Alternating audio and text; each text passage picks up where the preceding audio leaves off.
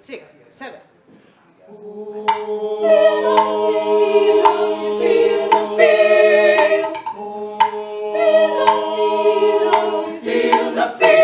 Kahit saan ka tumingin, mga parol at tirang nagtinig, makisama sa mga bituin sa langit. Di ba't lading tinig ng mga nangangaroling, ang mga hiling ng pusong umaawit. Himig natin sabay-sabay, walang kapantay. Basta feel the feeling, Christmas of the feeling, laging feel the feeling, laging feel the feeling, the feeling ng klase lawin maapang ligaya, laging feel the feeling, laging feel the feeling, feel the feeling, feel the feeling. Tara na at nakapin, halimuyat ng putong mo sa amin, nagbabalik ng ala-ala sa atin. Tara na at nasabing, ating Noche Buena ay namnamin, nang mas suminit ang Ating damdamin, ang pusik at agad, ramdam na ramdam bawat sandali, tayo magkasama, di nakakasawa. Hawakan mo aking kamay, Paskong walang kapantay, basta feeling, Christmas of the feeling, laging feel the feeling, laging feel the feeling, damay ng lang sila umaapang ligaya, lalong feel the feeling, laging feel the feeling, feel the feeling, feel the feeling, feel the feeling, feel the feeling. mas higit pa.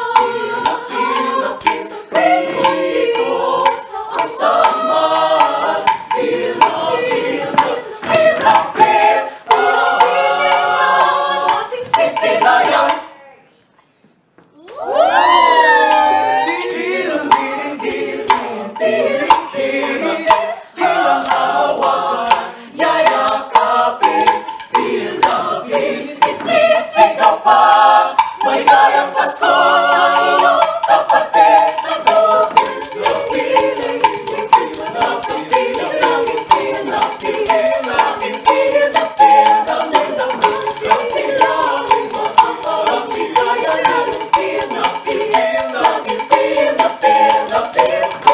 September, nagdawag Christmas fever, higit na lang.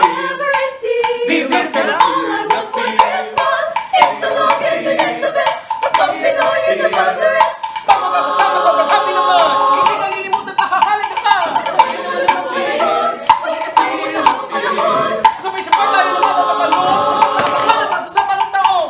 the best ang feeling. Yung Christmas at kapiling, laging feel the feel, laging feel the feel. Nang magdama ang sigla, umaapaw ang ligaya, lalong feel the feel, laging feel the feel, laging feel the feel,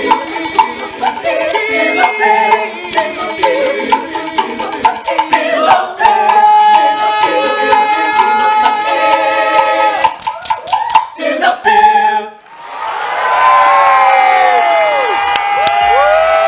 Good morning mga kapatid! Good morning! Kamushine! Ang gagaling! Yan na feel ko yun ah. Galing! Yoyan, tingnan. Ayun, sabay-sabay. Sabay-sabay tayo. Pati natin yung mga viewers Good natin. morning, kapatid. Makiblending tayo sa kanila. Okay, Ready? three. Good morning mga kapatid ha. Okay. Game. First honor. Okay, 3, 2, 1. Good morning, mga kapatid! Thank you po, leader. Thank you, leader. Conductor. Good morning kapatid usually. Kala mo na wala kay Glenn. Mga Mga kapatid. Yes. December 20, maayong aga sa wikang Hiligay noon. Feel na talaga ang Pasko. Lalong-lalo na ngayong Miyerkules, kita nyo naman, kasamang mahuhusay at winner sa galing nating mga bisita. Correct, Jess. At kitang-kita naman po talaga natin live ang ating umaga sa kanilang maagang pamasko sa atin with matching dance moves pa. At may pa-Christmas tree pa. Palakpakan naman dyan! Yes! O, diba? Iba ang energy, pero alam mo sa kanila kanilang husay. Ang palakpakan dapat may kasamang hiyaw! Deserve niya yan, guys, dahil ang kanilang grupo legit winner sa katatapos lang na TV5 Tinig ng Pasko Choral Competition. That's right, guys. Congratulations, guys. At witness ko pa sa pag-angat ng kanilang husay. Yes! Sa second year na nating group singing competition. At of course, mapalad tayo this morning dahil first hand din tayo napahanga sa kanilang galing. Oo. Di ba? Talaga. Mahirap. Saan ba diretso natin sa kainan? Ang cute, ano? Hindi, talaga, di ba? Sabi namin winner kayo. Ay, talagang winner kayo. In every way. Nagpasalamat na ba? Uy, dali. Sabihin mo, you're welcome sa Maui. Si Maui po, ang isa sa mga judge, di ba? Galing naman talaga. Ang galing yung Congratulations! Score reveal! Padala na lang daw sa kanya mamaya, ha?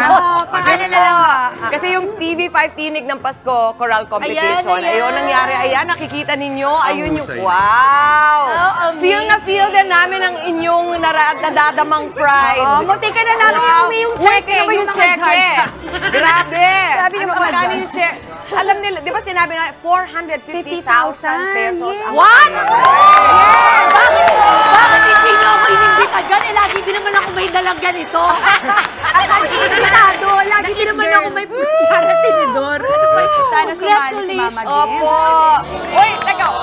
Officially sila ang UANP Choral. Correct. Yan. So mga college or merong halong mga alumni. Or May alumni na ata. Ayan. Halo na rin. Alumni. Alumni na rin. Oh, proud na proud ang inyong school. And kausapin natin ang kanilang leader, ang kanilang conductor, Miss Ana Abeleda Piquero, na kung nakita nyo lang, mas grabe pa yung moves niya. Wow! May ebidensya ako. Meron ako. Oo, meron ka, merong ganon, may ganon.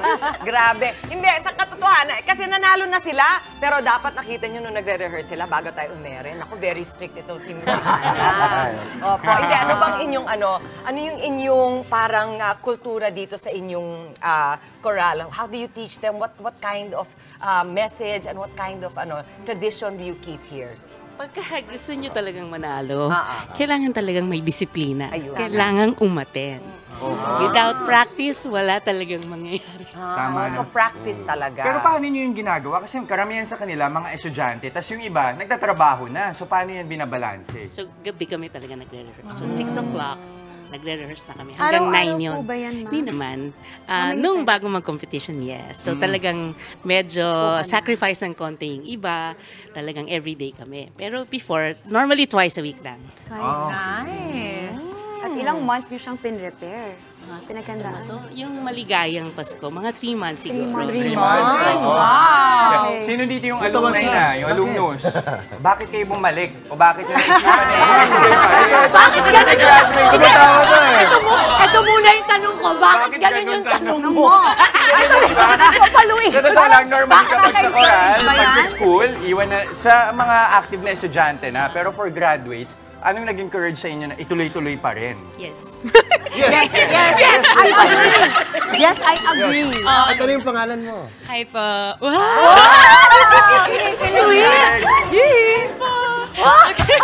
So, hi, I'm Caitlin po, one of the alumni people here in UAE. Single ma'am, single? Hindi po.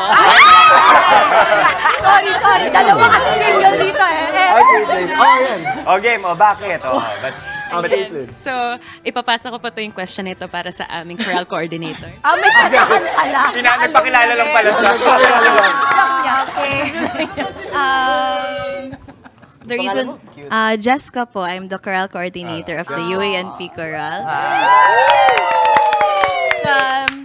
One of the reasons why I stayed as a chorister is because of our love for singing and because of the community that comes with it.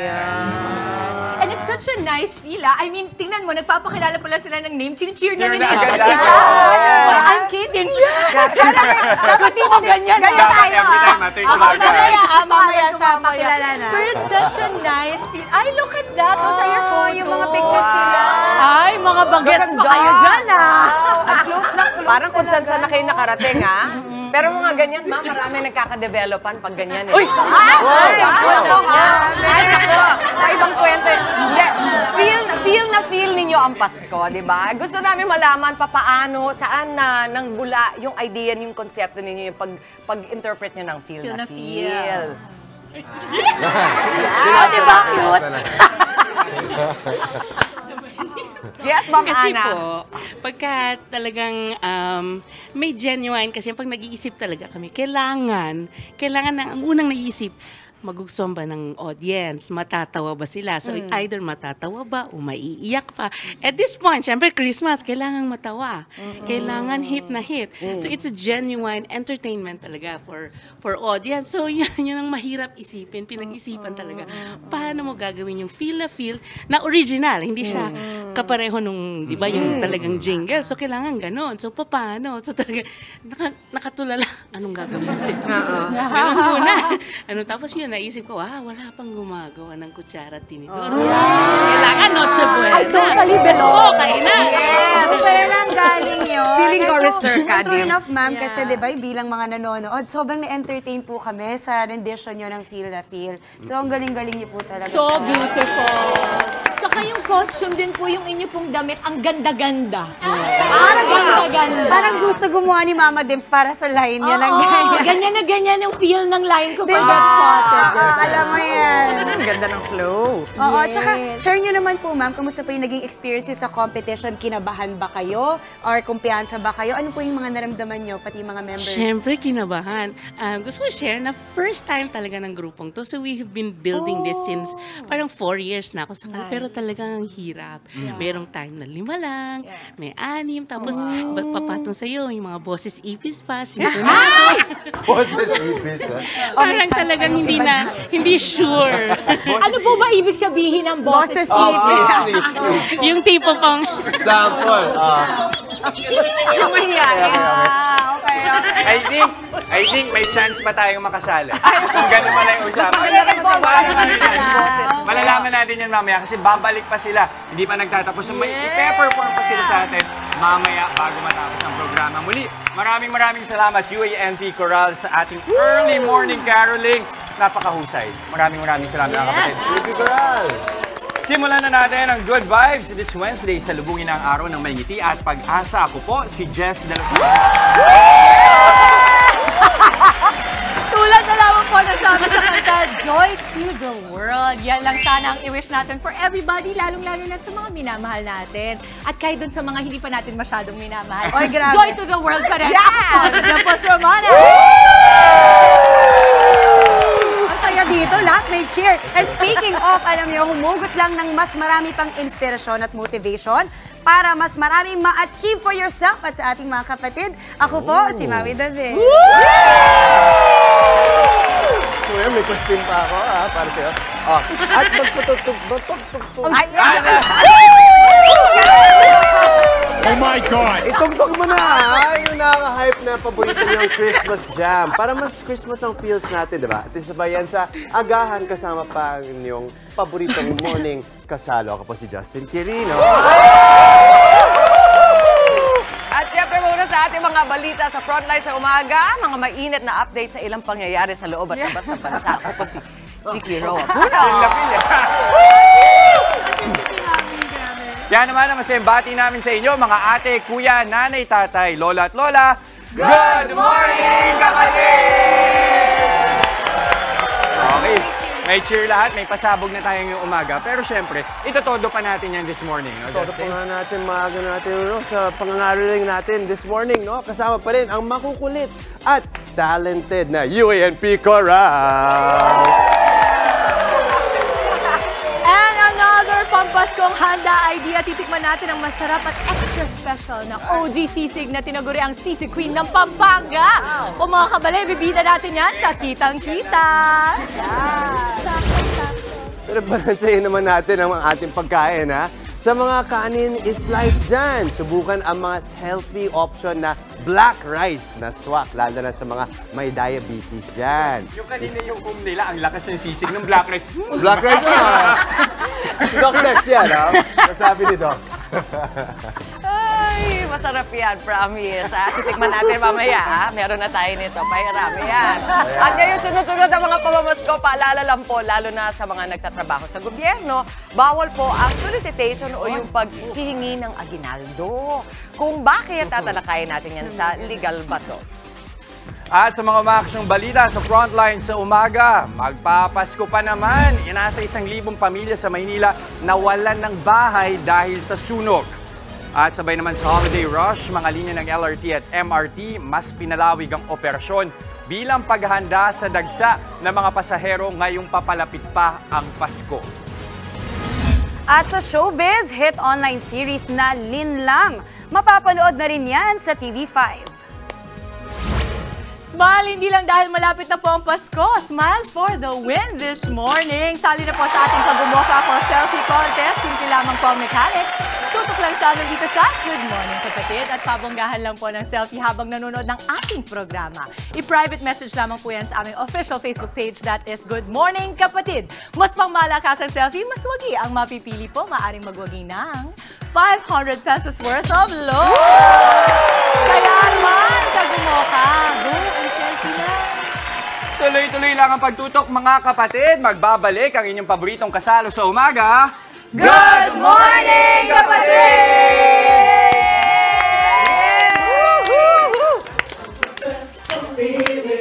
Christmas like a feeling, laging feel the feel, laging feel the feel, damang-dama ang sigla, umaapaw ang ligaya, laging feel the feel, laging feel the feel, laging feel the feel, feel the feel, feel the feel, feel the feel.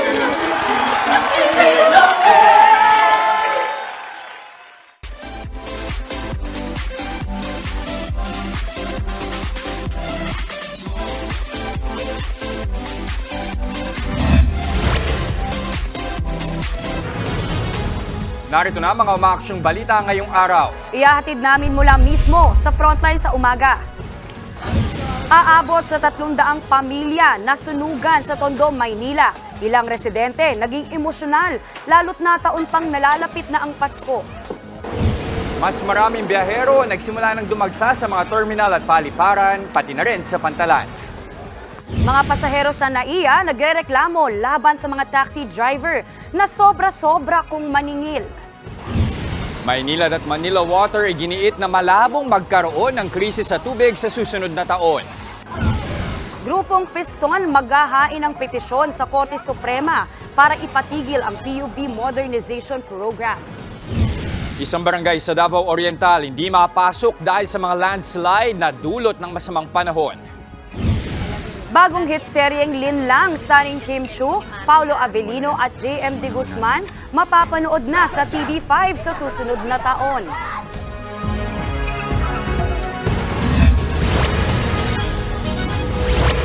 Binulabog ng sunog ang mga residente sa Tondo, Maynila kagabi. 4 ang sugatan sa gitna ng paglikas. Ang itinuturong sanhi ng sunog ang napabayaang niluluto ng isang residente.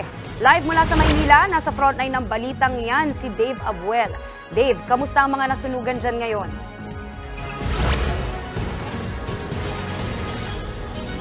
Jess, mauwi pasado alas 9 kagabi nang sumiklab ang malaking sunog dito sa Kapulong Street, Tondo, Maynila. Ang ilang mga residente hindi maiwasang maging emosyonal dahil ilang araw na lang ay Pasko na.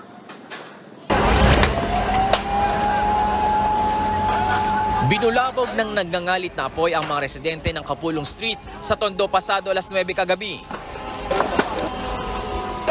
Nagkulay kahel ang paligid sa tindi ng sunog.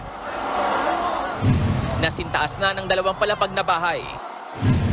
Sa sobrang taranta, tanging bag lang ang nabitbit ng residenteng si Angel. Naiwan din niya ang mga alagang pusa sa bahay. Sakit naman ang palad yung alaga ko po, hindi namin nailigtas. Wala rin po kaming nailigtas na gamit. Tingin ng ilang magkakapitbahay na iwang niluluto ang posibleng pinag-ugatan ng sunog. Sabi nila, may nagluluto daw ng mantika sa may terrace. Ngayon, napag-iwanan daw po nila, hindi nila alam na umapoy na hanggang sa lumaki. Todo akap naman si Maureen sa stuffed toy na nag-iisang naisalba niya mula sa sunog. Pati nga raw ang kabibili niya lang na Christmas tree na abo rin. Yun lang po pasasalamat ko, nakaligtas kami lahat. Kasi lahat wala po. Pati po yung pera namin na nakaipon doon sa taas namin, nasunog po lahat. Wala po. Sa tala ng Bureau of Fire Protection, 4 ang sugatan. Kabilang dyan ang isang fire volunteer na nadula sa hagdan habang sinasagupa ang apoy. Iniinda niya ngayon ang kanyang kaliwang braso at ilang galos sa tagiliran. Bakit po kasi kami ng kabady ko po na biglang di ko po nakita yung dinadaanan sa sobrang dilim po. Natukod ko na lang po yung kamay ko. Hindi nakatulong sa pag-apula ng sunog ang mahinang pressure mula sa water hydrant sa lugar. Pero naapula rin ito bandang alas 2 ng madaling araw kanina. Medyo mahina yung hydrant kaya nagtaas tayo ng alarma para yung mga responders natin, both volunteers at saka sa BFP, magdagdag ng water supply. Tinatayang nasa 1.5 milyong piso naman ang kabuang pinsala nito. Inaalam na sa ngayon ng BFP ang totoong pinagmulan ng apoy. Inalam lang nila kung sino yung kaninong bahay yon, so alamin pa talaga nila kung yun talaga yung pinagmulan. Kaya paalala talaga po, alam naman po natin magpapasko. Ito hindi talaga po, wala po talagang masaya pag nasusunugan.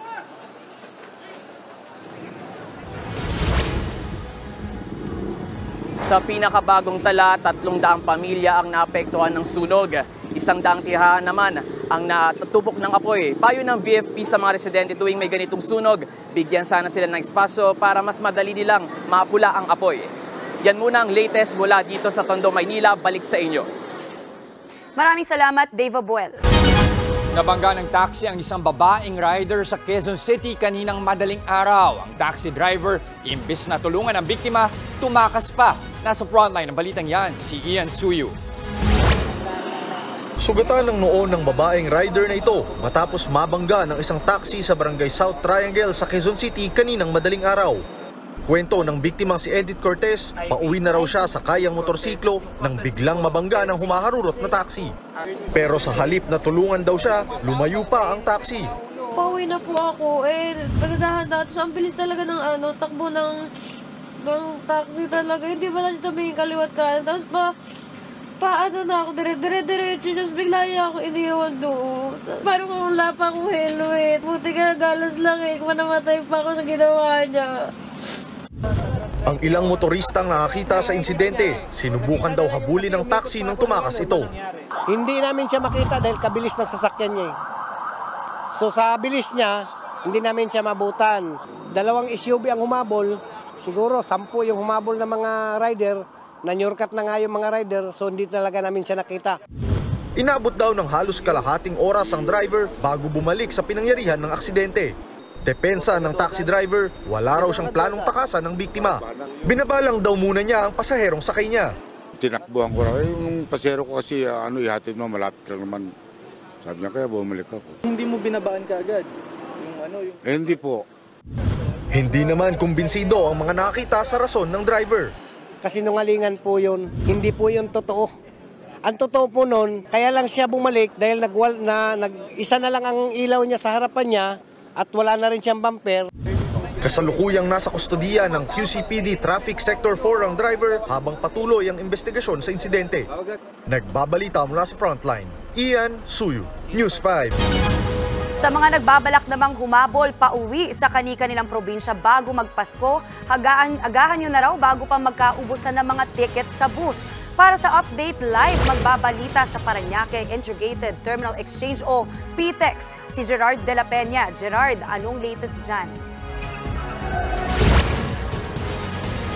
Mawi 5 araw bago ang Pasko, napansin natin na may mga pila na sa mga ticket counter dito sa Parañaque Integrated Terminal Exchange o PTEX. Midweek pa nga lang at may pasok pa yung karamihan sa mga tao, pero kapansin-pansin na yung unti-unting pagdami ng mga pasahero dito sa PTEX. Sabi ng pamunuan ng PTEX, may ituturing ng above normal ang dami ng tao dito nitong mga nakaraang araw. Katunayan, tinatayang aabot sa 2.6 million ang bilang ng mga pasahero hanggang January 3 at nagsimula yung bilang na yan noong December 15. Kaya asahan na yung kumpulan ng mga pasahero sa mga boarding gate, lalo na yung mga biyahe papuntang Bicol at sa mas malalayong parte ng Cavite at Batangas. Para naman matapatan ng demand sa ticket, inaasahang maglalabas din ng mga special permit ang LTFRB para madagdagan ang mga bumabiyahing bus papunta sa iba't ibang probinsya. Maui, sa ngayon nga ito, ang kapansin-pansin na mga, kumbaga sa indications na talagang nag-start na yung peak season dito sa PTEX, kapag nakita natin marami ng mga pasahero dito may dalang malalaking mga maleta, mga stroller at kung ano pa mga bit-bitin. At kanina rin sa pag-iikot natin, napansin natin na merong mga bus companies dito na nagdeklarang sold out na yung kanilang mga tickets sa mga piling mga destination at yung mga dates na rin. Kaya naman, doon sa mga may balak bumiyahe, paalala lang natin na tumawag na kagad sa kanilang mga preferred na bus companies para makapagpa-reserve ng tickets. Dahil siguradong sa mga susunod na araw, lalo-lalo sa Biyernes, ay maraming tao dito. At kaya naman, may napansin din tayong mga police personnel na umiikot dito para masiguro yung kaligtasan ng mga pasahero. Maui. Maraming salamat sa update, Gerard de la Peña. Naghahanda na rin sa pagdagsa ng mas marami pang pasahero sa mga bus terminal sa Cubao. Ang ilang operator humingi na nga ng special permit para makapagdagdag ng mga bus. Live mula sa Cubao sa Quezon City, nasa frontline ng balitang yan, si Ian Suyu. Ian, kumusta na ang sitwasyon dyan ngayon? 5 araw bago ang Pasko, nagsisimula ng magdatinga ng mga biyahero na nais umuwi sa kani-kanilang mga probinsya dito sa mga bus terminal sa EDSA Cubao sa Quezon City. At dito nga sa terminal sa likuran natin, biyahe itong pa-Central Luzon, sunod-sunod na po ang pagdating ng mga pasaherong nais mag-celebrate ng Pasko kasama ang kanilang mga pamilya sa probinsya. Ang OFW nga na si Alvic, nakausap natin kanina, nais surpresahin ang kanyang pamilya dahil galing pa siyang Taiwan at bibisita sa Nueva Ecija. Halos 5 taon na raw siyang hindi nakakauwi sa mga kaanak. Ang 64 anyos naman na si Lina, alas 7 pa lang ay naghihintay na ng bus papuntang Baler. Inaasahan ng bus companies na simula sa Biyernes ay dudumog na ang mga pasahero sa kani-kanilang mga terminal. Pero handa naman daw sila, lalo na't nag-request na sila ng special permit sa LTFRB para makagamit ng karagdagang bus ngayong papalapit na Pasko. So far ngayon, nalapat tayo nakita ng build-up ng pasahero, normal pa rin. Medyo mabilis nga lang yung mga nag-uuwian na hindi kamukha nung dati. Siguro by Friday pa. Mas maayos na ngayon kasi yung mga pasero natin, alam na nila na pagka ganyang season, iba maagang umuwi na, hindi na sumasabay doon sa karamihan ng pasahero. Jester, sa ngayon, kapansin-pansin na hindi pa gaanong traffic dito sa parteng ito ng EDSA Cubao. Yan ay dahil sa kadahilan ng wala pa gaanong bus na bumabiyahe sa daan. May mangilan-ngilan din tayong nakita kanina ng mga MMDA enforcers na nagmamando ng mga sasakyan para siguraduhin maayos ang daloy ng trapiko. At paalala natin sa ating mga kapatid, mag-book tayo ng mas maaga at pumunta na kagad sa mga bus terminal ng mas maaga para maiwasan ang hassle sa pagbiyahe. At yan ang latest mula dito sa Cubao, Quezon City. Balik sa'yo, Jess. Okay, para sa mga kapatid natin, nagbabalak umuwi ng probinsya, samantalahin na habang normal pang araw yung build-up sa mga terminal. Muli, maraming salamat. Nag-uulat mula sa Cubao, Ian Suyu. Puspusan ang paghahanda sa mga paliparan para sa inaasahang buhos ng mga pasahero. Ayon sa Civil Aviation Authority, maraming pasahero na ang dumaan sa mga paliparan. Dadami pa yan sa mga susunod na araw. Katunayan nga, nasa 2.2 milyon na ang biyaherong inaasahang dadating sa mga paliparan ngayong magpapasko. Mas mataas yan ng 200,000 kumpara sa kaparehong panahon nitong 2022. Bukod sa mga pauwing Pinoy, dagsa rin ngayon ang mga bakasyonista. Kaya naman hinigpitan na ang seguridad sa mga airport sa bansa. Iniimbestigahan na ng LTFRB at Manila International Airport Authority ang pananaganang singil ng ilang taxi drivers sa NAIA. Kamakailan nga, nag-viral ang isang driver na siningil ng 10,000 piso ang kanyang pasahero. Nasa frontline ng balitang yan, si Gerard de la Peña. Inabutan ng News 5 sa Ninoy Aquino International Airport ang balikbayan mula Saudi na si Lorely. Pauwi siyang Pandibulacan. Pero dahil walang sundo, coupon taxi ang pinili niyang sakyan pauwi. At ang singil sa kanya, umabot ng 1,390 pesos. Swak naman sa pamasahe. Hindi ko po inasahan. Akala ko kasi papatak siya ng 2,500, 2,000. Okay lang. Sapat lang po. Buti sana kung lahat ng taxi driver tapat maningil. Itong weekend, nag-viral ang isang Pinoy netizen at ang foreigner niyang kasintahan na kinailangan mag-taxi mula Terminal 3 papuntang Terminal 4. Wala kasing shuttle bus noong mga oras na yon, pero ang singil sa kanila ng driver, 10,000 piso. Pinakitaan pa raw sila ng rate card ng taxi driver. Nakiusap daw sila sa driver na ibaba sa 5,000 piso ang singil. Pumayag naman daw ang driver. Iniimbestigahan na ng Manila International Airport Authority ang insidente. nakipag-ugnayan na rin yung ating airport police sa ating mga terminal managers, no, because dahil peak season, no, we really want to protect our passengers from itong mga very enterprising people na who prey on them. Pati ang LTFRB, iimbestigahan na rin daw ang nangyari. Sa ngayon, payo ng MIAA sa mga biyahero, sumakay sa mga lehitimong pampublikong sasakyan na dumadaan sa airport at hindi sa mga taxi na nangongontrata ng pasahe. Dito sa NAIA may nakapaskil na rate card na aprobado ng LTFRB para sa pasahe sa coupon taxis para sa iba't ibang destinasyon dito sa Metro Manila at mga probinsya sa Luzon mula Cagayan hanggang Camarines Sur. Sa nakita natin dito, ang pinakamahal ay sa probinsya ng Cagayan kung saan lalampas ng 18,000 pesos ang pasahe, partikular na sa bayan ng Alacapan at Ballesteros. Hinihikayat din ng mga taxi operator na magpa-accredit sa MIAA para lehitimong makakuha ng mga pasahero sa mga terminal. Nagbabalita mula sa Frontline, Gerard de la Peña, News 5. Kaugnay ng balitang yan, nagpaalala ang LTO na pwedeng pagmultahin ang mga nananamantala at namimiling tsuper. Pero ang mahalaga, wag lang daw sa social media idaan ang reklamo. Nasa Frontline ng balitang yan, si Mon Gualvez.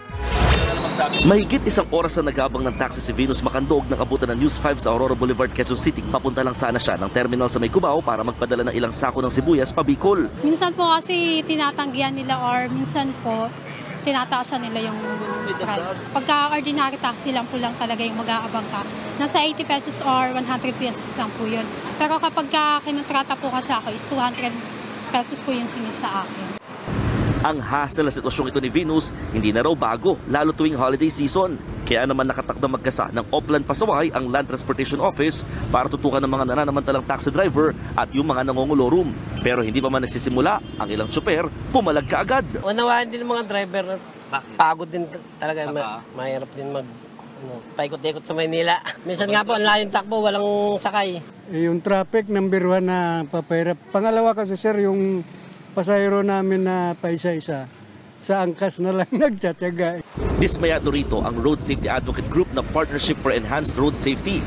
Kahit kasi dumarami mga alternatibong maaaring masakyan ng mga pasahero, nagagawa pa rin daw umabuso ng ilang tsuper. Probably nakikita nila na meron nabibiktima, for one. Kaya nagtatrive. Pangalawa, minsan sa atin, umiiwas tayo minsan ng abala eh. Parang ang feeling mo tuloy, ikaw na yung agrabyado at kung ikaw pa yung magsusumbong, ikaw pa yung maaabala. Ang problema, wala rin daw halos na papanagot dito dahil marami sa mga reklamo idinadaan na lamang sa social media. Yung due process natin tumatagal dahil po video lang or sinisend lang po sa Facebook ng ahensya, wala pong details, wala pong plate number. I mean, wala po kaming mapag-umpisahan. Ayon sa batas, may mataas na multa ang mga tsuper na mangongontrata o namimili ng pasahero. Sa first offense nga, 5,000 pisong multa, 10,000 sa second offense, 30-day suspension at posible ring i-impound ang kanilang sasakyan, habang 15,000 pesos naman para sa ikatlong offense. Pwede na rin tanggalan ng prangkisang taxi at bawiin ang lisensya ng driver nito. Sabi ng mga otoridad, kapag nakaranas ng mga pananamantala mula sa mga taxi driver, ay agad daw itawag o i-report sa mga hotline numbers na nakapaskil sa mismong taxi. Pero kanina pa natin sinusubukan tawagan, itong mga numbers na yan, ang problema, patay yung linya. Sinubukan ko yung isang number, ganun din. Dinulog na namin ito sa LTFRB at nakatakda raw nilang i-check ang mga hotline numbers para magamit agad ng publiko. Nagbabalita mula sa Frontline, Mon Gualvez, News 5. Pinalawig ang operasyon ng mga linya ng tren ngayong magpapasko. Simula ngayong araw hanggang sa Sabado, alas 10:30 ng gabi na ang last trip sa North Avenue Station mula sa dating alas 9:30. Alas 11:05 ng gabi naman ang alis ng last trip sa Taft Avenue Station mula sa dating pasado alas 10. 10:45 p.m. naman extended last trip schedule sa Baclaran Station ng LRT Line 1. Habang 11 p.m. naman ang last trip sa Fernando Poe Jr. Station o dating Roosevelt Station. Alas 10 ng gabi naman ang last trip sa Antipolo Station ng LRT Line 2 at ang last trip sa Recto Station. Aalis na ng alas 10:30. Pinipili pa rin ang ilang tsuper na bumiyahe kahit may transport strike ang grupong Manibela. Pero may ilang lugar na ramdam daw ang kakulangan ng jeep kaya't maraming commuter ang apektado. Nasa frontline ng balitang yan si Hannibal Talete. Ikatlong araw na ng tigil pasada na ikinasa ng grupong Manibela sa Metro Manila. Pero di ito gaanong ramdam sa bahaging ito ng Tandang Sora sa Quezon City. Marami pa rin kasing tsuper na pinili na lang bumiyahe. Mas matumal pa nga raw ang mga pasahero. Kailangan ng pangkain ng pamilya, di ba? Para pasahero nag-i-strike kumonti Kasi bakasyon na siguro, no? Ang ibang driver naman, nangangambang matanggalan sila ng hanap buhay kapag lumahok sila sa tigil pasada. Mahirap matanggalan ang prangkisa namin dito. Iba naman ang sitwasyon sa bahagi ng Shaw Boulevard sa Pasig City. Naabutan ng News 5 ang ilang pasahero na natatagalan sa pagsakay. Dati po ang daming jeep na sumasakay. Mga dumadaan and then madali lang po siya sumakay. Ngayon po sobrang hirap. Siguro mga 1 oras din ganun po. Nagutom na. Pakainta po, Rizal, ang onti ng bumibiyahe. Si Troy naman, ilang araw na rin daw nahihirapang sumakay pa uwi ng Rizal. Kaya naman, diskarte niya. Nagdo-double po kami, sumasakay kami, tapos bababa, sasakay po ulit. Magastos po. Patuloy pa rin ang panawagan ng mga transport group na ibasura na ang consolidation o pagkapasali sa mga tsuper sa kooperatiba o korporasyon sa ilalim ng jeepney modernization. Planong maghain ng grupong piston sa Korte Suprema mamaya para ipanawagan na ibasura ang deadline para dyan. Nauna nang sinabi ni Pangulong Bongbong Marcos na wala ng extension ng deadline ng consolidation sa December 31. Nagbabalita mula sa Frontline, Hannibal Talete, News 5. Naniniwala ang Maynilad at Manila Water na hindi na mauulit ang krisis sa tubig na naranasan noong 2019. Pero naman na raw kasing dagdag na pinagkukunan ng tubig ang dalawang water concessionaire para hindi na gaanong umasa sa Angat Dam. Nasa frontline ng balitang yan si Shaila Francisco. Sino bang hindi makakalimot sa pila-baldeng eksenang ito nung kasagsagan ng tag-init noong 2019? Higit 12 milyong Maynilad at Manila Water customers ang nakaranas ng water crisis na nagsimula noong Marso pero lumala noong Hunyo hanggang katapusan ng taong iyon. El Nino rin noon kaya sumadsad ang level ng tubig sa Angat Dam na siyang kinukuhanan ng supply ng tubig ng dalawang kumpanya ng tubig. Ang kalbaryong yan pinangangambahang maulit ngayong may banta ulit ng matinding tagtuyo. Pero babala ng DNR, ibang usapan na raw kung mas magtatagal pa dyan ang matinding tagtuyo. If the El Nino event next year progresses, intensifies, or even extends further than June, then it will be a major problem for Metro Manila. Sa tansya ng Metropolitan Water Works and Sewerage System o MWSS, posibleng bumaba pa sa 180 meters ang level ng Angat Dam sa pagtatapos ng June 2024. Minimum operating level yan ng dam kung saan hindi na binibigyan ng supply ang irigasyon dahil nakatuon muna sa pagsusupply ng tubig sa mga bahay sa Metro Manila. Pero tiwala ang MWSS na handa sila. Hindi po natin masasabi ngayon yung magiging epekto po sa ating customers. May possible po na bawasan yung ating allocation from Angat Dam. So kung mabawasan po yung allocation natin from Angat Dam, ay nakaprepare po kami. 1 taon po natin itong pinaghahandaan at nakapag-ipon po tayo this year at umabot pa nga ng above our target elevation na 212 meters. So meaning, magiging kampante tayo. Git parang MWSS, may dagdag water sources nang itinayo ang Maynilad at Manila Water para di masyado umasa sa Angat Dam. Kabilang dyan ang sa Laguna Lake, sa mga ilog sa Marikina at Cavite, at sa mga deep well at pagkumpuni ng mga taga sa tubo. Lampas 1 milyong customers ang tinatayang magbenepisyo sa bagong water sources bukod sa Angat Dam. Kaya mismong Maynilad at Manila Water na ang nagsabi, malabong maulit ang 2019 water crisis. Regardless of kung ano man yung magiging reduction na to, kailangan matapatan namin ng mga mitigating actions para po masiguro na walang interruption na mararanasan. Or kung magkakaroon man in extreme condition, ay pipilitin namin na sa gabi lang siya mangyayari. There are so many lessons learned na kumbaga na para ma-prevent na maulit-uli ito. Pero apela ng water concessionaire sa publiko, tumulong sa pagtitipid sa tubig. Nagbabalita mula sa Frontline, Shaila Francisco, News 5. Wala raw nakikitang benepisyo sa bansa ang Employers Confederation of the Philippines o ECOP sa isinusulong na right to disconnect bill sa Kamara. Sa ilalim kasi ng panukala, hindi na dapat asahang sumagot ang mga empleyado sa tawag o message ng kanilang employers kapag tapos na ang oras nila sa trabaho. Sabi ng ECOP, iba na ang relasyon ng mga empleyado sa kanilang employer kumpara sa dati. Mas may malasakit na raw kasi ngayon ang mga manggagawa sa pinagtatrabahuan nila. Pangamba ng grupo, baka magdulot lang ng tensyon sa pagitan ng employer at empleyado ang panukala. Posible rin daw itong makaapekto sa investments na pumapasok sa bansa. Can you imagine if you're an investor from New York, all of a sudden you're a criminal here dahil napabayaan ng tao mo, tinawagan yung tao at hindi after office hours. Can you imagine that situation? Bakit pupunta sila rito? Then pupunta na lang sa Vietnam, pupunta na lang sa Thailand, na friendly ang mga relasyon. Maganda pakinggan, matutuwa yung mga ayaw na aabala, pero at the end of the day, disadvantage sa kalahatan yan. Patuloy pa ring magdadala ng pag-ulan ang low pressure area sa malaking bahagi ng bansa. Huling namataan ang LPA 185 kilometers timog ng Puerto Princesa City, Palawan. Dahil dyan, makararanas ng kalat-kalat na pag-ulan ang Zamboanga Peninsula, Bangsamoro Region, Western Visayas at maging sa Mimaropa, Calabarzon, Bicol at Aurora.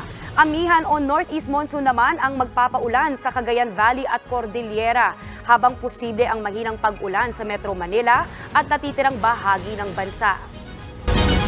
Eksklusibong napuntahan ng News 5 ang isang barangay sa Davao Oriental na isolated pa rin matapos ang pananalasa ng Bagyong Kabayan. Bukod sa nasirang tulay, natabunan din ng landslide ang mga kalsada papunta sa lugar. Nasa frontline ng balitang yan, si Mon Gualvez. Tanging ang mga bangka na lamang na ito ang daan ngayon papunta sa Barangay Pichon sa Caraga, Davao Oriental. Kailangang suungin ang rumaragas ng tubig para marating ang nasabing barangay. Isolated ng lugar dahil sa pagkasira ng Lamiawan Bridge sa kalagitnaan ng pananalasa ng Bagyong Kabayan. Pagtawid, kailangan pang maglakbay ng higit 15 kilometro para marating ang isa sa mga sityo sa barangay. Pagdating doon ng News 5 team, tumambad ang mga residente na nakikicharge ng kanilang gadgets sa isang generator set. Wala kasing kuryente sa lugar. Panawagan ng mga residente, makarating pa rin sana ang ayuda sa kanila ngayong isolated ang lugar. Hindi pa kami nabibigyan ng pagkain. Hindi kami makababa dahil mahirap kasi nasira ang tulay sa Lamiawan.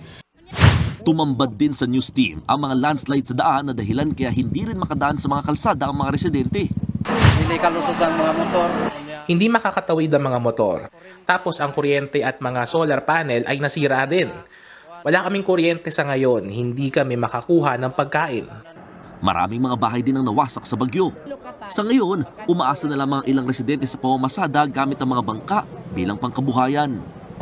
20 pesos ang tao. 20 pesos ang pamasahe ng tao. 100 pesos naman sa may kinakarga motor. Kung maayos na yung tulay, titigil na kami. Pero hanggang hindi pa ito naayos, mamamasada pa kami dito. Gumagawa na rin ng paraan ng Caraga LGU para mapaabot ang mga ayuda sa mga apektadong residente sa Barangay Pichon. Natawagan natin at saka ginawa namin ng paraan agad na magkaroon talaga ng other access dahil totally talaga hindi naputol yung tulay kundi nawala yung tulay. Nagbabalita mula sa frontline, Mon Gualvez, News 5. Isang bagong serye po ang aabangan sa TV5 sa susunod na taon. Yan ang hit seryeng Linlang starring Kim Chiu, Paolo Avellino and JM De Guzman. Simula January 2024, ipapalabas po sa Kapatid Network ang teleserye version ng Linlang at hindi lang yan, mapapanood din ang ilang never-before-seen na mga eksena ng teleserye. Nag-trend din noon ang Linlang dahil sa mga mainit at palabang eksena dito. Sa streaming platform na Prime, unang pinalabas ang serye. Ang malalim na dahilan ng panloloko, mas lalo mong maiintindihan. Nagkagusto ka lang sa kanya? Ayos, sumagot ka! Magaling ba siya? Iba siya! Linlang, the teleserye version, malapit na. Speaking of Linlang, nabiktima naman po ng isang scammer si Can't Buy Me Love star na Kyla Estrada. Sabi ni Kyla sa social media, and I quote, "I just got scammed." Hindi na idinetalya ni Kyla ang nangyari sa kanya, pero sa isa pang post, pinag-ingat ni Kyla ang publiko. Very convincing daw kasi ang ilang tao, kaya huwag daw sumagot sa unknown numbers. Bukod sa Can't Buy Me Love, nagkaroon din ng appearance si Kyla sa hit serye na Linlang kung saan hinangaan ang kanyang pag-arte. Hala. Ingat-ingat. Kahit sino pala nai-scam. Oo. Maging mas maingat, lalo na rin ngayong magpapasko. Ay, totoo yan. Diba? Marami sila, mas marami. Minsan, di ba may mga tumatawag tapos sasabihin, hingin nila yung birthday mo? Oo. Diba? Totoo. Di ba usually yung yun ang ine-encode pag nagka-credit card ka na? Yes. Minsan nga nakakatakot na kahit may tumawag lang sa'yo na number. Kasi may mga nangyayaring cases na tatawagan ka lang, walang sumasagot on the other line, pero pinapasok na pala yung... Ay, ganun. Ay, or pwede rin nakukuha yung boses mo. Tama? So sa mga simpleng bagay na akala nyo wala namang harm, yung pala may nangyayari na, may nagaganap. So ingat-ingat po. Scamming. Magandang topic yan sa legal ba to? Tama. Pero ito muna. Ngayon, tatalakayin ni Atty. Buko ang batas laban sa pagsosolicit naman ng mga kawani ng gobyerno. Sa kitang-kita, samahan niyo akong tikman ng OG na sisig. Perfect na handa sa Pasko. Ilabas na yung mga gininto ang kutsara at tinidor na yan. Grabe excited si Mami. Balanse natin. At sasabi ni Doc, black rice. Best option nga ba sa mga may diabetes? So pwede black rice tapos sisig. Wala nang problem kay Doc Dex, ano? Kaya wag po kayong alis, magbabalik pa ang inyong fave morning kasalo, ang Good Morning Kapatids!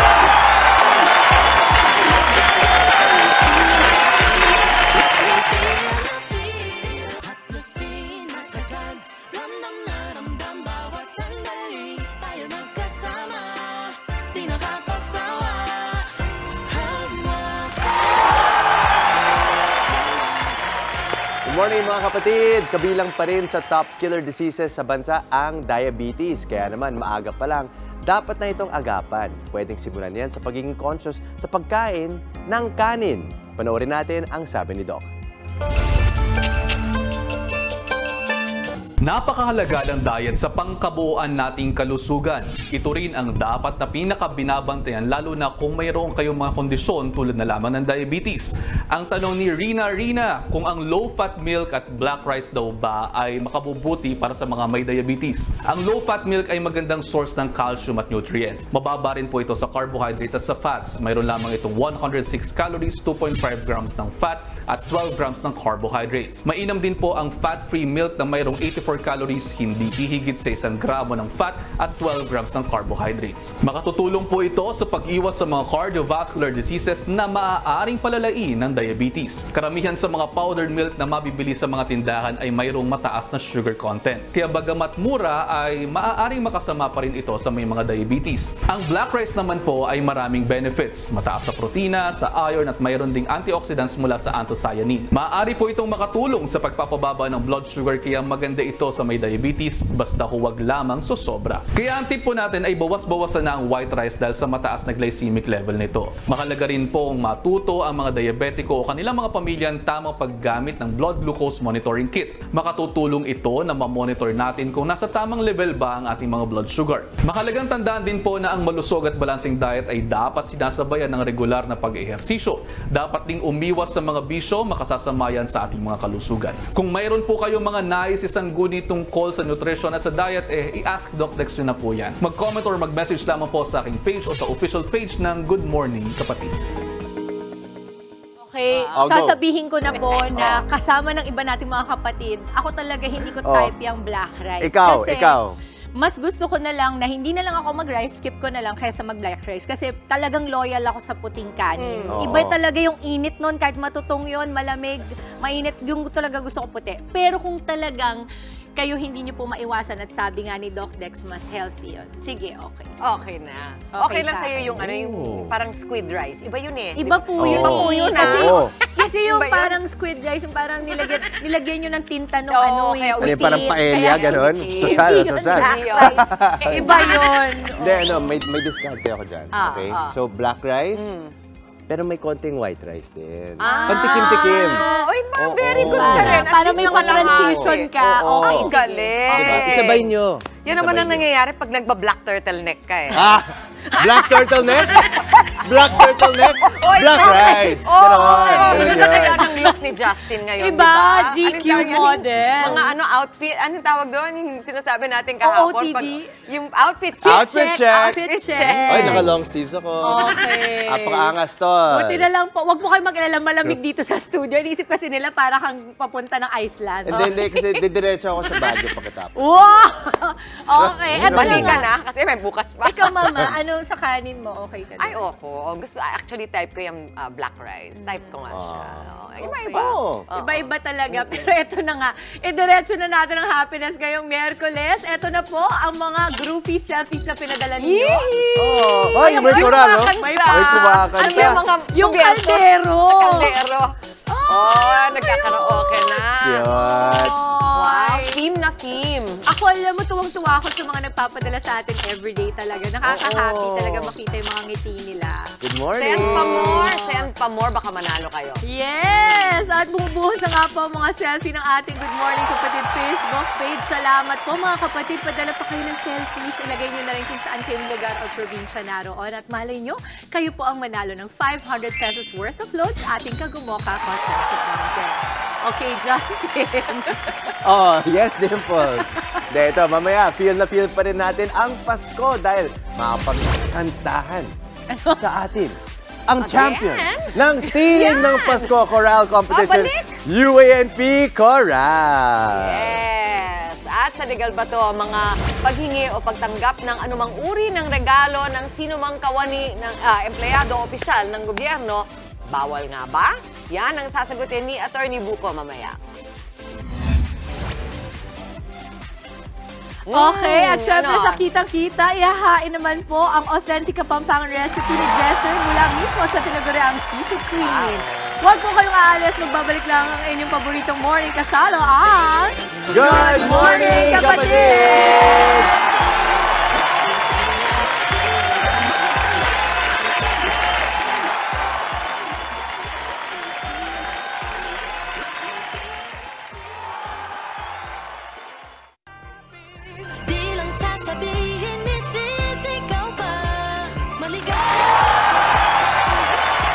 Good morning mga kapatid!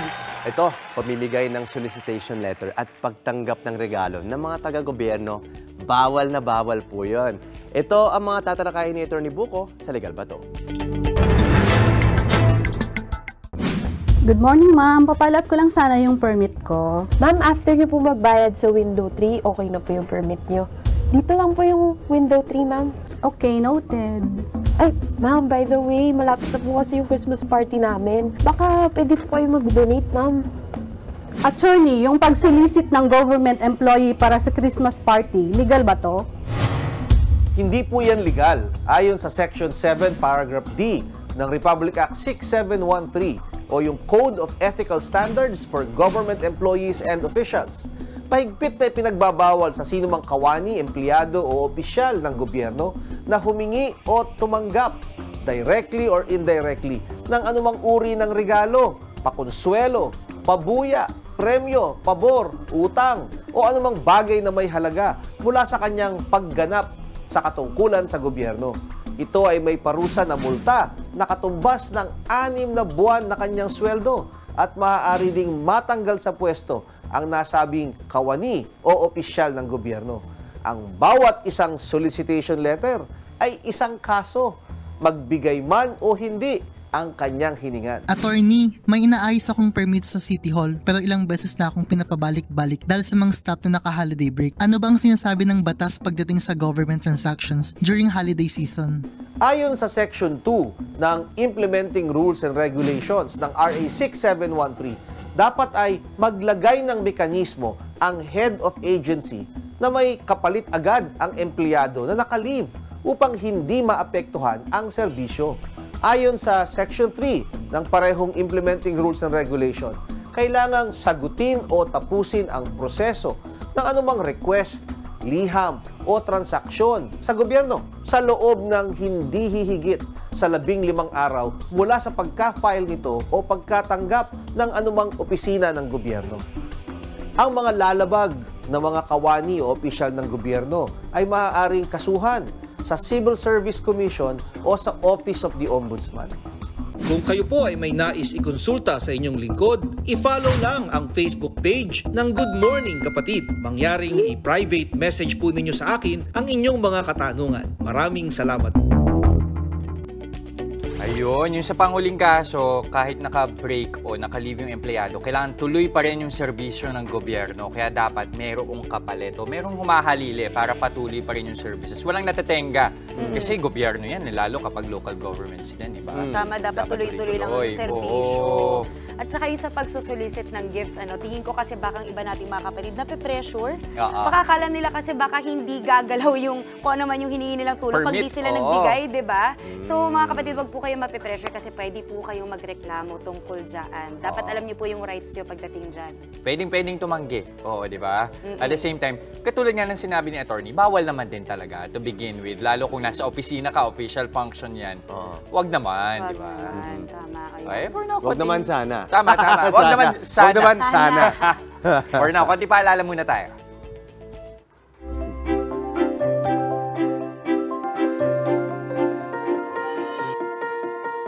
Magandang araw sa lahat. Muli nagbabalik ang Dimiri Foundation Oplan Hatid Pag-ibig.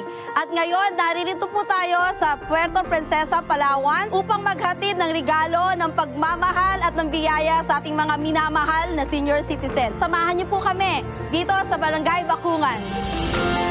Lubos pa ako nagpapasalamat sa Dimiri Foundation dahil out of 66 barangays ng Puerto Princesa, kami po ang napili na puntahan ng foundation na ito. Oplan Hatid Pag-ibig, kahit malayo man sila, abot pa rin sila. Walang imposible sa Panginoon, may pag-asa. Despite ng circumstances na pinagdadaanan natin, despite ng pagsubok, despite ng pandemic, nandiyan dyan ang Diyos. Matuto tayong maging mapagmahal, matuto tayong maghingi ng tawad o maghingi ng blessing sa ating Panginoon. Siya lang ang pwede nating hingian, no other. You are His beloved. Ang tingin ng Diyos ay para kang isang munting bata, pinakaiibig ka niya. Yun po yung message niya para sa inyo ngayong umaga. Napakasarap ng ngiti nila. At yun yung nagpapasaya sa puso namin na napapawi lahat ng pagod kahit gaano kalayo ang binyahe namin. Totally wash out dahil napakasaya ng puso. Dimiri Foundation, salamat po. Maraming salamat, Panginoon. At sa aming pagbabalik po, authentic Pinoy dish tayo straight from the culinary capital of the Philippines, Pampanga. Yan ang sarap. Titikman natin ang yummy sisig ng Pampanga Sisig Queen. Ilang dekada na yan, hanggang ngayon dinadayo pa rin. Diba? Tuloy-tuloy lang ang good vibes. Kasama pa rin ang inyong paboritong kasalo sa umaga. Good morning, kapatid!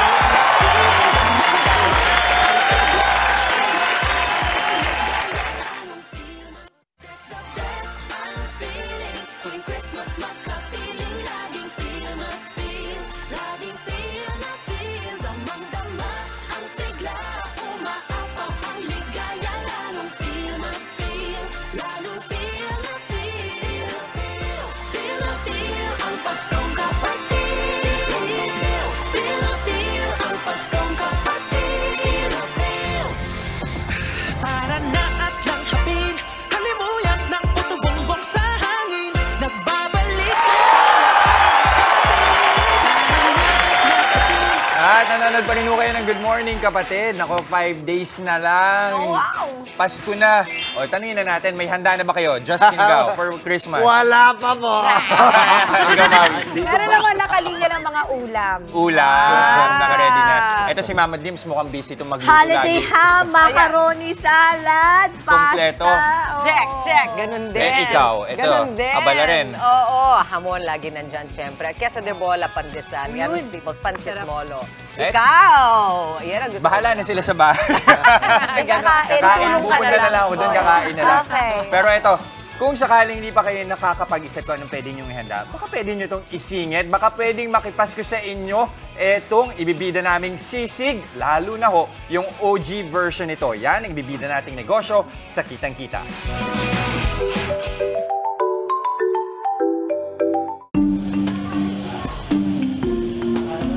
Manyaman, Sino ba naman ang hindi matatakam sa umuusok na sisig? Kadalasan itong gawa sa inihaw at tinadtad na tenga at mukha ng baboy.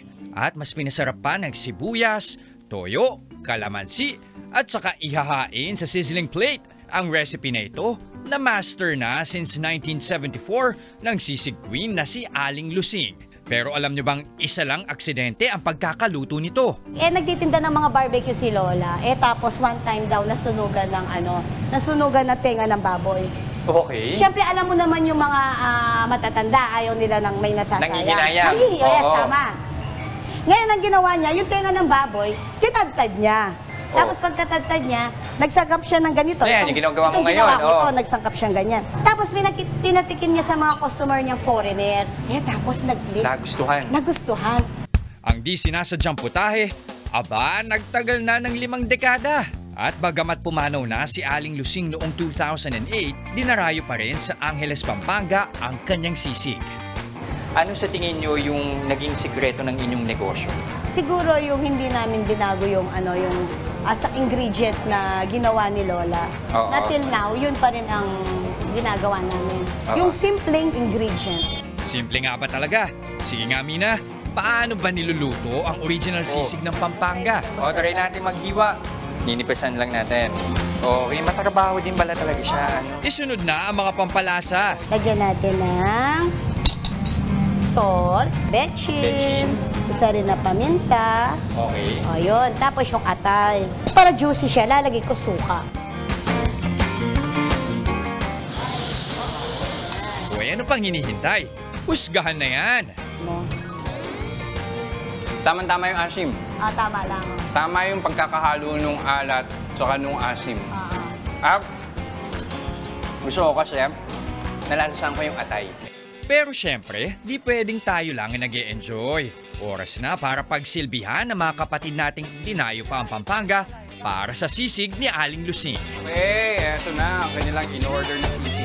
Layo natin sa mukha kasi pumuputok. Tara na, let's go. Bilisan mo na po yan. Ano? Ibang lasa, sir. Parang ibang lasa, sir? Bakit? Ano pinagkaib? Ano ba yung nakasanayan yung sisig? Masarap naman. Hindi siya katulad nung binili na talaga ngayon. Iba ba talaga? Pinaprank ako nito. Sir, iba kahit ikaw, sir. Tikman mo, sir. Ba't sabi niyo? Iba nga. Ma'am, maalat daw. Ate Mina. Kasi maalat na maasim talaga, ma'am. Iba po talaga yung Hindi, okay lang. Okay yan. Yun talaga. Ako nga, yun yung nagustuhan ko eh. Pinaghalong alat okay lang yan, Jess. Kasi prank. Sabi ko na eh. Hay, may tatamaan sa akin pagkatapos ng shoot na to. Joke lang mga kapatid. Pero isang bagay ang tiyak na hindi prank. Patok na patok pa rin ang sisig ni Aling Lusing. Alam niyo bang nakakaubos sila ng 50 to 60 kilos ng baboy, 2 kilo ng atay, at 10 kilo ng sibuyas kada araw? At ang kitaan, umaabot ng hanggang 6 digits tuwing weekend. Sa tingin mo, bakit bahagi na ng kultura ng Pampanga ang sisig ni Aling Lusing? Siguro dahil siya yung naka-imbento ng sisig. Parang yung pupunta ka ng Pampanga, iisipin nila, pupunta ako ng Aling Lusing. Gusto ko matikman yung sisig ni Aling Lusing. Sinong mag-aakala na gamit ang mga simpleng rekado, makabubuo ang mga Pinoy ng isang putahe na kalaunan ay kikilalaning isa sa best dishes in the world. At lahat ng yan nagsimula sa isang pambihirang aksidente sa kusina ni Aling Lusing. Excited na! Dahil dyan, may padalang sisig ang apo ni Aling Lusing. Ayan na, nakikita na ninyo, di ba? Game na, game na. Game na. Game na. Kuha na. Okay. Yung talagang confident ni Jess na, teka muna, pinaprank niyo ako, di ba? Alam mo na talaga kung paano. Yes, alam yes. Mo, ngayon sa Pasko, kasi usually sisig, di ba, alam siya pampulutan. Mga ideas lang, pag sa Pasko niyo siya isa-serve, pwede siya sa nachos din. Yes. Hindi ko pala pwede siya sa nachos. Tapos konting dips na Or taco. Yan, ganyan. Pwede yan. Ako naman, yaman na hindi ako kumakain kasi ng karne, di ba? Pero tuna sisig, masarap pwede bangus. Pwede. Ay, totoo. Pero alam niyo ba, mga kapatid, sila naapektuhan din sila nung pandemya. Siyempre, napilitan sila mag-close down. Pero ang maganda ron, nag-open ng ibang business opportunity for them. Doon nila naisipan na gumawa ng frozen sisig for delivery. At ngayon, tuloy-tuloy yung negosyo na yan. Kahit nag-open na ulit yung kanilang restaurant. So ano yung matitip mo sa yung mga bumibili ng frozen sisig? Paano ba? Mas maganda pa rin doon iniinit sa, yung alam mo yung parang init anong ano bang tawag doon? Yung itim na... Kahit daw kawali lang, okay Kawali, na. Oo, pwede. pwede na. Nag-iusap lang po kayo dyan. Oo. Ano, masarap ba? Gusto mo ba yung isisig nyo with egg or without? Ay, Ayan, without. Without, Maui, without. Hindi ko alam. But with sisig, yung siling na buyo. Hindi ko alam kung ginu-good time lang ako nila ng mga tauhan ng Aling Lusing. Pero meron daw ordinansa sa Pampanga na bawal lagyan ng itlog at mayonnaise ang sisig. Dahil original yung sisig nila, walang mayonnaise at walang itlog. The original pala ang panlasa mo, Maui. Yes, yun talaga ang authentic. Sarap Sarap. sobra. Ano Hindi yung si kanin? Justin, hindi makausap. Kahit black rice? Black rice. Oo nga, no? Ayun. Rice at Ayan. toyo. Tapos may ano. Alam mo itong si Aling Lusing, parang legend na talaga to. Lahat ng tumatapak sa may Clark area sa Pampanga, yung diyan ka ituturo talaga. Sarap to pag may soft drinks eh. Yes, Oo, yun ang perfect. Ate Badet.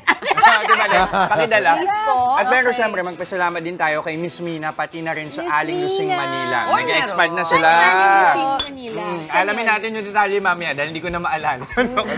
Pero yung pinuntahan mo, talagang dun yun sa original nila sa Pampanga. Yung original, kung para dun sa mga taong bumibisita madalas sa Angeles, alam niya nasa may gilid ng Riles. No, karen? Yes. Gilid ng Okay. Naku, eto na. Ituloy niyo muna ang pagkain niyo dahil sa ating pong pagbabalik tuloy-tuloy lang ang ating Christmas caroling dahil makakasama ulit natin ang ating Tinig ng Pasko Chorale Competition champion ng UANP. Tuloy-tuloy lang ang happiness ngayong umaga. Dito pa rin sa inyong Happy Morning Kasalo, ang Good Morning, Kapatid!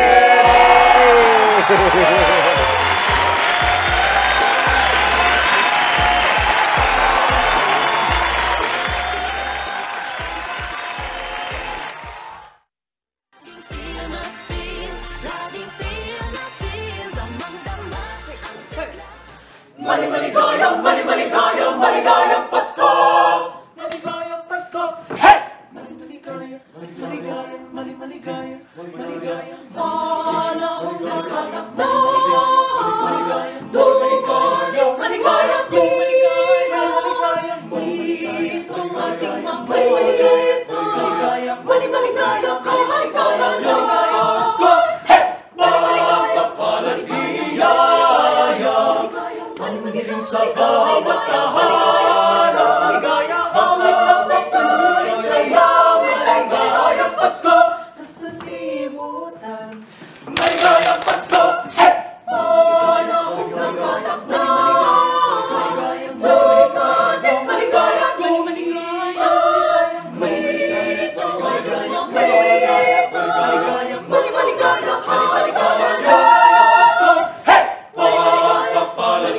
Paligaya, ang hiling sa bawat tahanan. Maligaya, awit ng pagtuloy saya. Maligayang Pasko sa sanlibutan. Maligayang Pasko, hey! Bagong taon, panibagong buhay. Sa aming bati, panalangin kasabay. Ating awitin ng may pag-asa na tayo ay niligaya. Maligayang Pasko, hey! Maligayang, maligayang, maligayang, maligayang, maligayang, maligayang, maligayang, maligayang, Pasko, maligayang, maligayang, maligayang, maligayang, maligayang, maligayang, maligayang, maligayang, Pasko, hey! Maligayang, ang hiling sa bawat tahanan. Maligayang, awit ng pagtuloy saya. Maligayang Pasko sa sanlibutan. Maligayang Pasko, hey! Bagong taon, panibagong buhay. Sa aming bati, panalangin kasabay. Ating awitin ng may pag-asa na tayo ay niligaya. Maligayang Pasko! Maligayang, maligayang, maligayang, maligayang,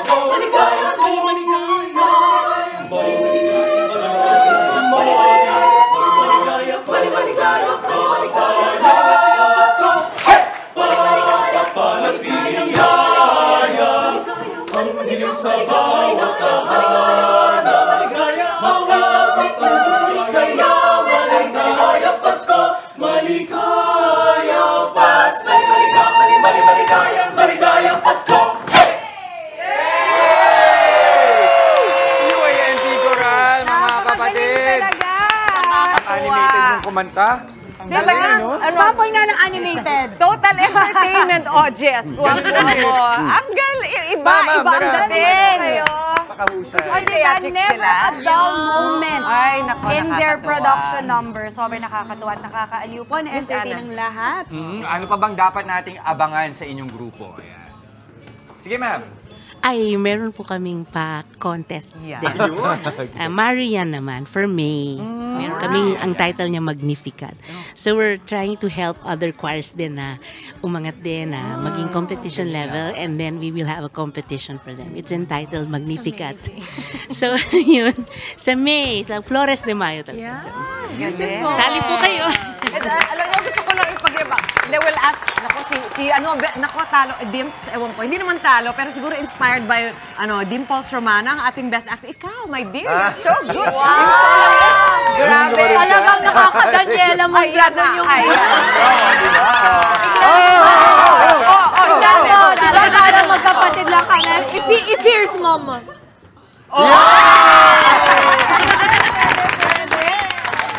Job! Teka, sabihin lang natin kasi yung kanilang 450,000 pesos, ako na kasi naubusan tayo oras, they will donate it back daw to the school para sa scholarships pa, tama? Ang galing naman. Aware ba kayo? Nagkanili naman kayo? Okay, good. Kasi may shocked face ako. Hindi pa sila. Okay. Maraming salamat at talagang naman pong best wishes sa UNAP Coral. Maraming salamat. At sa ating pong kagumoka, may nanalo na. Ito, kasing panalo ninyo sa ating selfie contest. Congratulations, Mary Grace Danielo. Hintayin lamang pong mensahe ng aming staff para ma-claim ang inyong load. And that is it para sa ating Feel na Feel Wednesday. Spread happiness lang po, mga kapatid. Isang makabulang umaga na naman ang nahihatid namin sa inyong mga tahanan. Ako, 5 araw na lang, Pasko na, mga kapatid. Oh my God! Ayan, grabe, 5 days to go. Sana nag-enjoy kayo sa aming pakulo this morning. Kita-kits pa rin tayo bukas, mga kapatid. Gawing habit na ang pagtutok sa amin every morning para siksik ang araw ninyo sa saya at impormasyon. Mga mainit na balita at naka-inspire na mga kwento. Yan at marami pang iba kasama ang inyong fave morning kasalo. Ito ang Good Morning, Kapatid!